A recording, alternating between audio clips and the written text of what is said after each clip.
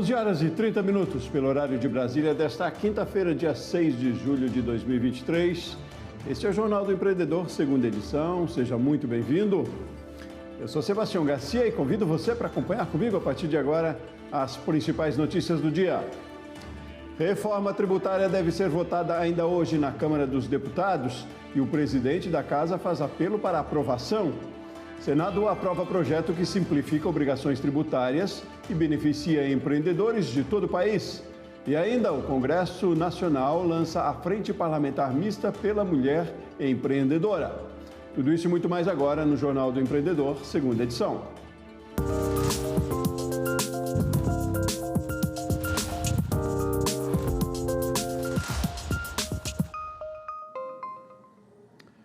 Simplificação de obrigações tributárias vai beneficiar empreendedores de todo o país. O projeto de lei complementar foi aprovado por unanimidade pelo Senado nesta quarta-feira.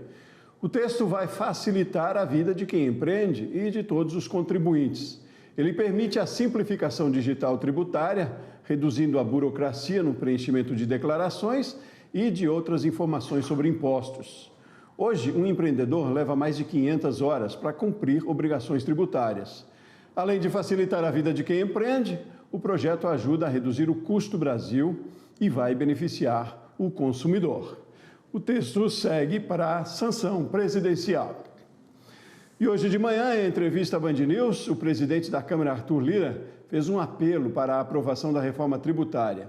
Segundo ele, não é recomendável se posicionar contra o projeto sem que haja uma justificativa para isso. O deputado Arthur Lira disse que é preciso focar nas questões técnicas e não políticas.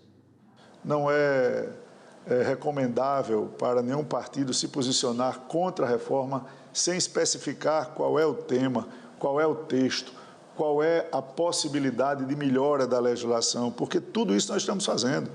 Nós tínhamos setores muito contra e fomos negociando até ajustar com responsabilidade textos que minimizem.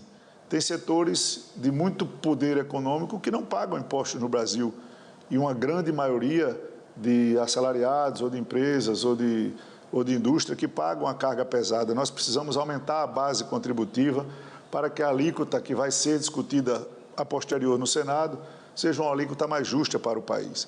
Nós vamos tratar de alíquotas diferenciadas para setores vitais que têm que ser tratados com especificidade. Então, o que a gente apela nesse momento, e é o apelo que eu vou fazer, é para que a gente se atenha a questões técnicas do texto. Eu não digo que ele não tem problemas, nem que ele não traga inquietudes, mas é importante que a gente discuta exatamente o texto.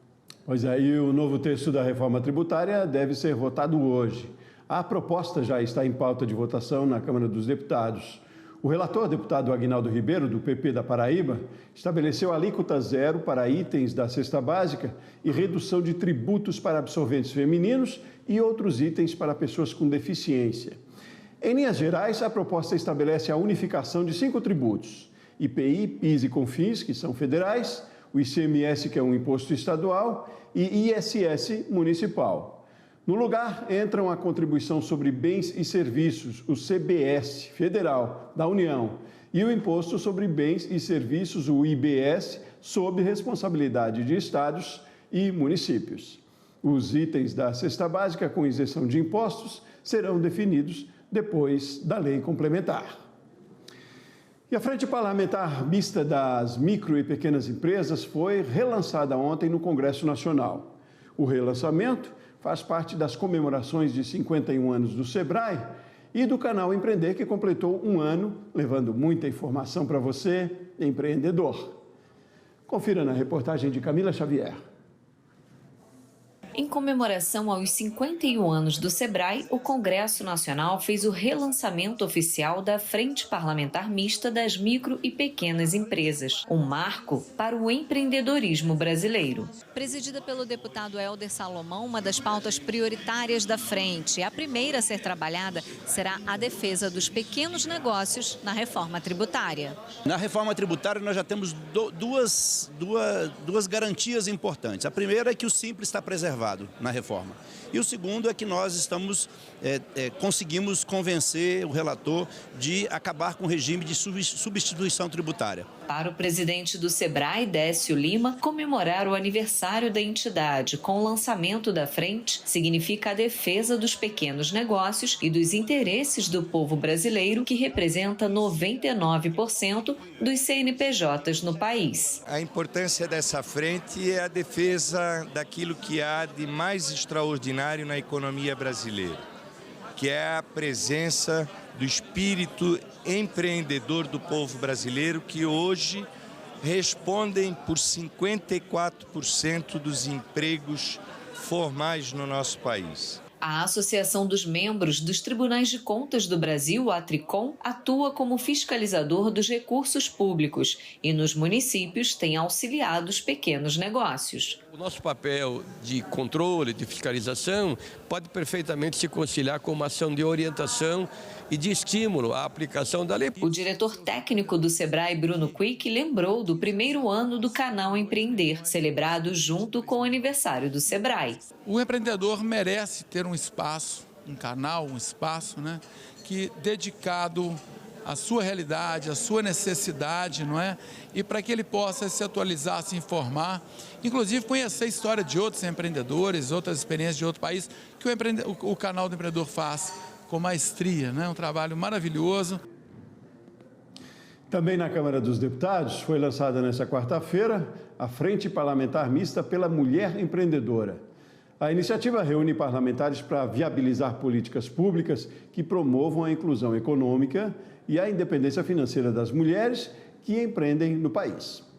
Referência do empreendedorismo no Brasil, a presidente do Grupo Sabin, Janete Vaz, está à frente do negócio que emprega mais de 70% dos cargos preenchidos por mulheres. As mulheres precisam de ter coragem de alavancar seus sonhos, seus desejos e cobrir as suas necessidades. E nada mais como o empreendedorismo feminino para ela conquistar este espaço e ter sua liberdade financeira. E hoje eu vejo aqui como uma grande oportunidade, porque nós só vamos conseguir mudar este país de verdade se for com políticas públicas que favoreçam as mulheres a arregaçarem as mangas e conseguirem ocupar seus espaços. A diretora nacional da marca de cosméticos Mary Kay, Andréa Rocha, encontrou no empreendedorismo de beleza feminina uma oportunidade para promover a transformação de milhares de mulheres. Descobri uma segunda gravidez quando o meu outro filho ainda estava pequeno e eu trabalhava na área da saúde como fisioterapeuta,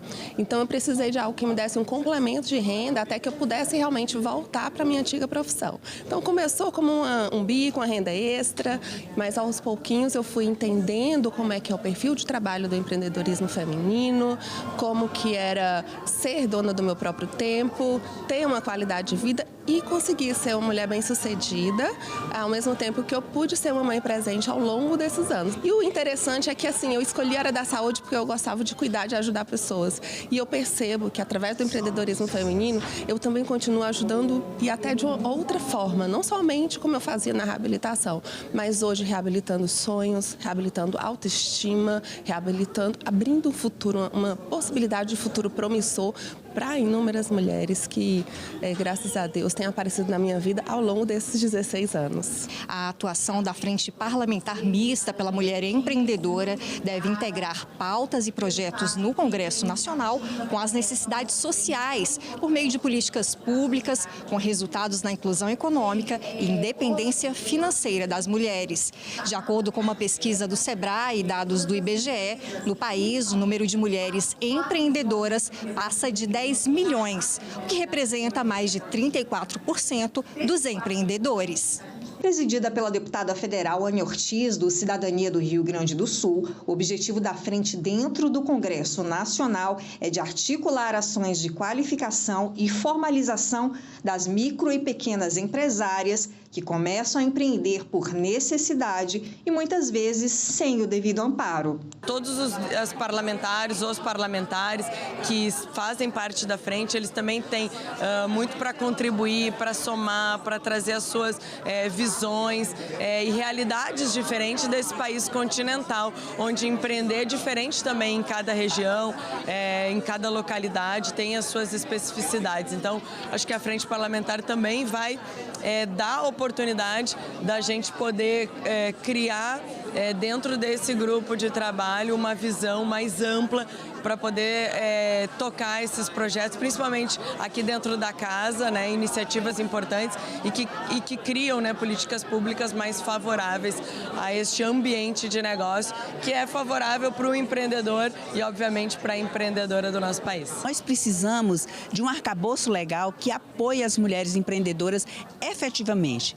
E essa frente parlamentar vai possibilitar essa interlocução entre o SEBRAE e a Câmara Federal, ou seja, a legislação federal que poderá vir em apoio às mulheres, aos pequenos negócios de mulheres. Então, extremamente feliz com essa iniciativa. De acordo com o presidente da Confederação Nacional de Dirigentes Lojistas, José César da Costa, o trabalho ativo dos parlamentares é indispensável para atender às demandas do empreendedorismo liderado por mulheres.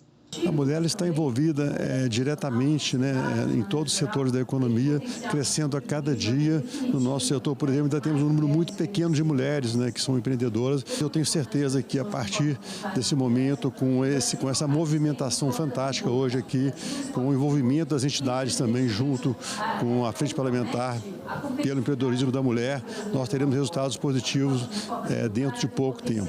Dor e alegria.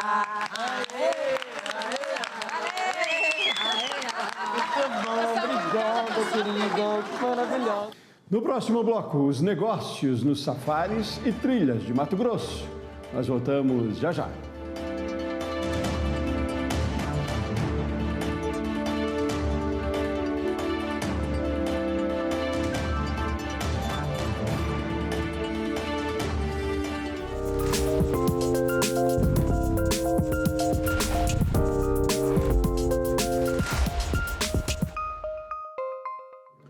(11h44) pelo horário de Brasília, estamos de volta e ao vivo com o Jornal do Empreendedor, segunda edição. E hoje na coluna FGV vamos falar sobre empreendedorismo feminino e como a quebra de estereótipos pode impulsionar a inovação nas empresas. E quem vai participar com a gente é o coordenador de mestrado em gestão empresarial da FGV, Augusto Salles. Bom dia, Augusto, tudo bem? Tudo bem? Como é que você está, cara? Ótimo, bom ter você aqui conosco de novo. Augusto, assunto sério, né, Augusto? Que a gente devia começar a pensar nisso lá na base, na educação, né? Mas vamos trazer isso para as empresas hoje. O que a gente caracteriza aí como estereótipos? O que você me diz? Então, rapaz, eu tive uma conversa há 2 semanas a gente fez um evento aqui na escola e chamamos 2 empreendedoras de sucesso, né? E foi uma conversa muito interessante, foi uma conversa sobre quebra de estereótipos, né? E baseado numa pesquisa, em 2 pesquisas que foram publicadas aí na Harvard Business Review, que é a revista de Harvard de negócios, né? E elas começaram com uma piada que me deixou assim meio sem saber o que fazer, sem saber o que responder. Era o seguinte, um pai estava levando o filho de carro para uma entrevista numa grande empresa. Ele ia começar lá com um cargo aí de trainee, uma coisa assim. E estava indo para aquela entrevista com o pai. Quando ele chega no estacionamento daquela empresa, esse menino recebe um telefonema. E esse telefonema é do CEO da empresa, que deseja boa sorte e fala assim: boa sorte, meu filho. E aí você tem que resolver quem era essa pessoa que estava do outro lado.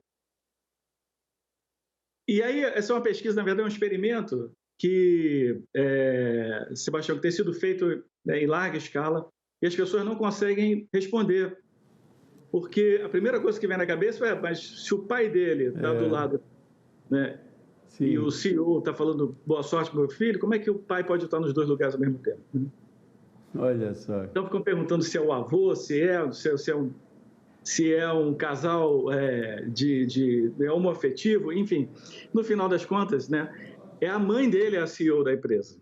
Só que demora um tempo para você conseguir resolver essa questão, porque na nossa cabeça a gente não imagina, né, naturalmente, espontaneamente, de bate pronto, a mulher sendo a CEO ligando para o filho, que está do lado do pai que está, nesse caso, levando o garoto para a entrevista, desejando boa sorte. Então, a gente começa essa discussão com esse desafio, né, de quebrar esses estereótipos, e aí entra nessa coisa da pesquisa, Sebastião, que é muito interessante, que mostra vários índices assim, que as mulheres têm se posicionado de uma maneira, de uma performance melhor do que os homens.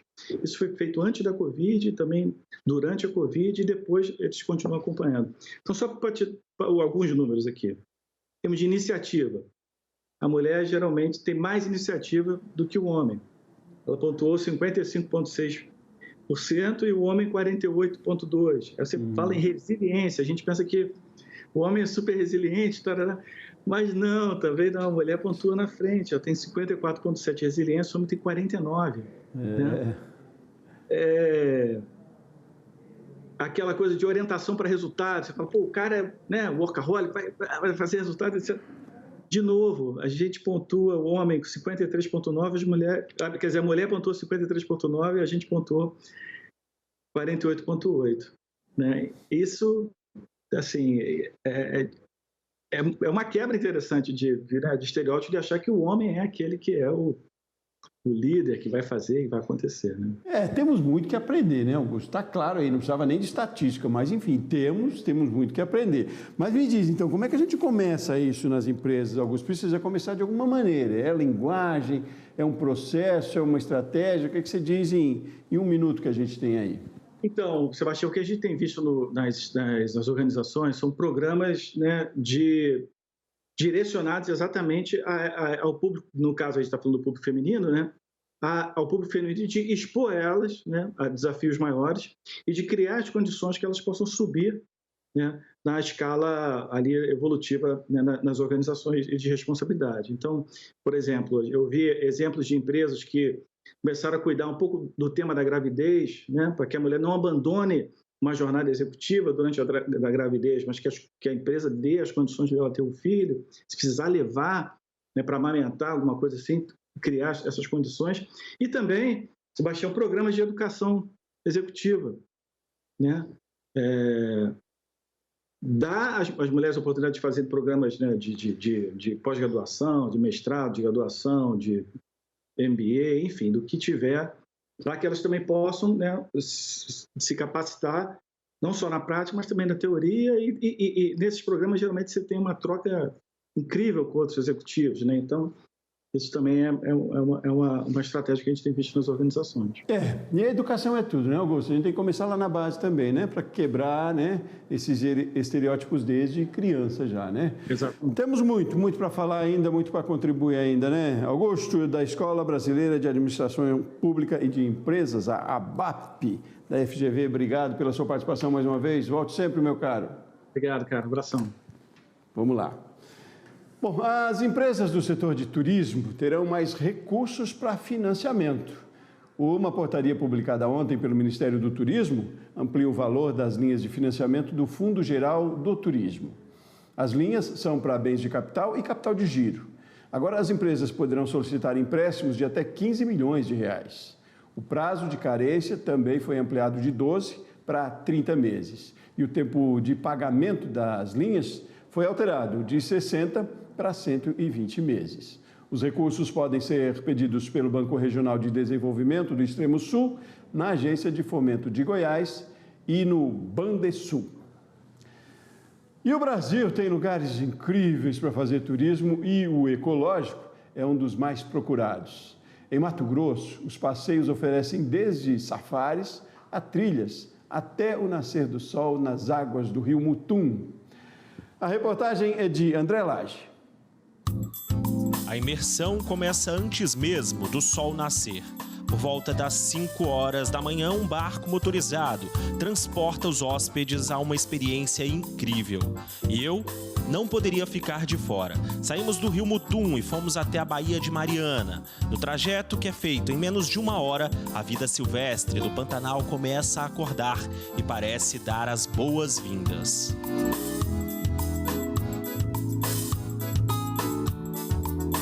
O Olhares atentos e registros fotográficos garantem uma lembrança inesquecível. Geralmente, quando a gente está na cidade, a gente vê um momento ou outro nascer do sol, pôr do sol, mas a gente não dá tanta atenção, até porque geralmente é uma visão um pouco poluída, muitos prédios e tudo mais. E aqui ver o nascer do sol, assim, com esse rio maravilhoso em volta, com essas árvores, com os animais, você navegando, encontra jacaré, encontra pássaros, peixes, isso é uma visão muito linda, assim, realmente dá uma emocionada. A gente se especializou no Pantanal, nem é muito difícil, a gente se especializou em turismo ecológico. Temos vários destinos com o passeio do barco a motor, com o passeio de barco a remo, com passeios a cavalo, que a gente oferece também, por vários destinos, inclusive trilhas, né?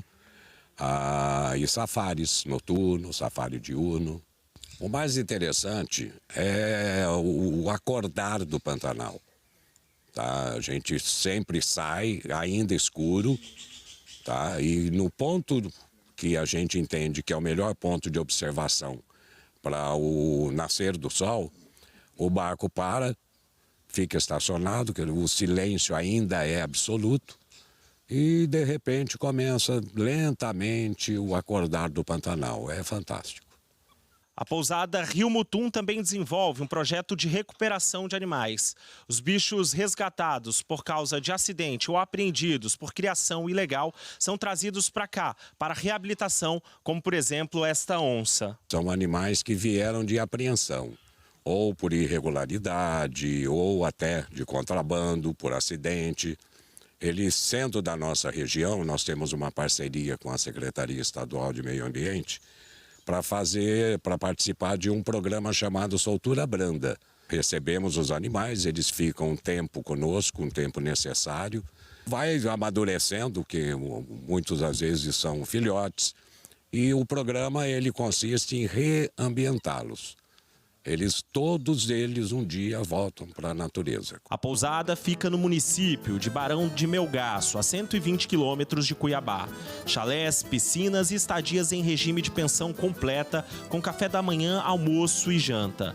A ideia por aqui é dar todo o suporte aos hóspedes. Além de todo o atrativo, o local desenvolve um turismo sustentável, que foi aprimorado com capacitações realizadas pelo Sebrae.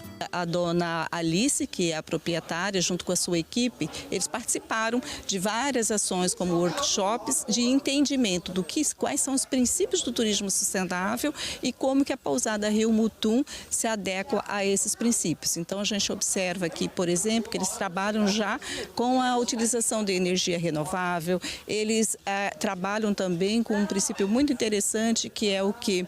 De você garantir a biodiversidade, de respeito à biodiversidade, foi um dos projetos que nós pudemos ver aqui, e também a respeito da cultura local e sociolocal, que todos os funcionários da pousada, eles são das comunidades daqui do entorno do empreendimento.